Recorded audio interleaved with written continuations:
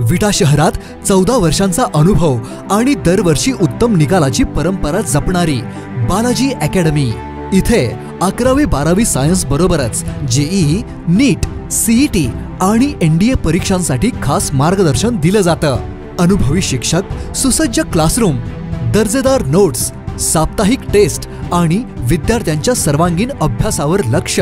Hostel आणि मेसचीही सुविधा उपलब्ध, म्हणजे संपूर्ण अभ्यासासाठी आदर्श वातावरण।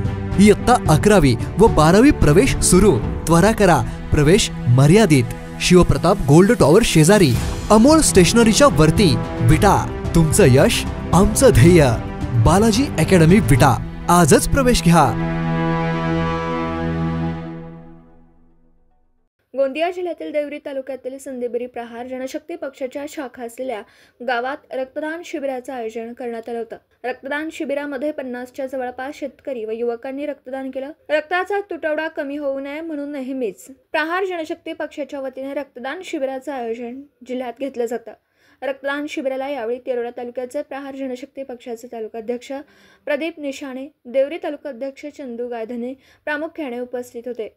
तर रक्तदान शिबिर यशस्वी होण्यासाठी दिगंबर कोरे, रवी कोराम, मुकेश दुधनाग, नटराज लांडे, विनोद हरामी, सतीश करडे, चुनीलाल पंधरे, बेदलाल अरकरा, माणिक बोरसरे, बंटी कोल्हापूर, महेंद्र कुंबरे यांनी सहकार्य केलं। रक्तसाठ्याच्या कमी तुटवड्यामुळे आम्ही सगळं प्रहारचे कार्यकर्ते आणि सकाळपासून एवढा जबरदस्त पाऊस सुरू आहे, तरी पण इथल्या युवकांनी नवयुवकांनी येऊन इथं स्वतः आपलं स्वयंस्फूर्तपणे रक्तदान केलं। आणि पुढेही आम्ही अशी अपेक्षा करतो की येणाऱ्या 2-3 महिन्यामध्ये आम्ही सुद्धा कॅम्प घेऊ।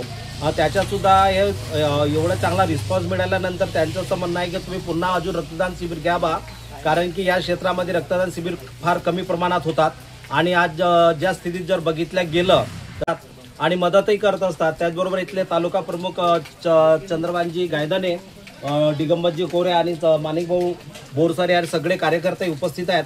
आणि आज जवळजवळ 50 युनिट रक्तदान इथं झालेलं आहे। मी प्रत्येक रक्तदात्याचा मी खूप आभारी आहे प्रहारच्या वतीनं। आणि हा आम्ही बच्चू कडू आणि जे शेतकरी कर्जमाफीसाठी आम्ही समर्पित करतो या रक्तदान। दिवसभरातील घडामोडींचा आढावा घेण्यासाठी पाहत रहा N24 मराठी न्यूज चॅनल।